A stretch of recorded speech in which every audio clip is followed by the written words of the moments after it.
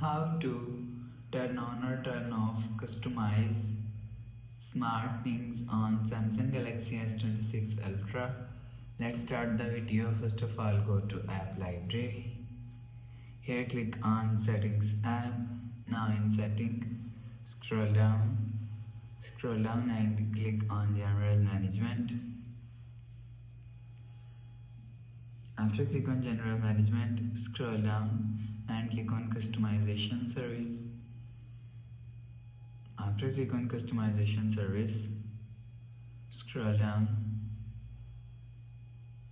and you will see smart things is here. If you want to turn off smart things, so turn off this button.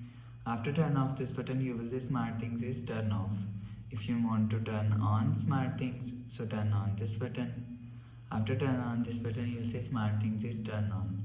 You will turn on or turn off smart things from here. After the process, go back to home screen. So that's how you can turn on or turn off customized smart things on Samsung Galaxy S26 Ultra. If you like the video, please subscribe. Thanks for watching.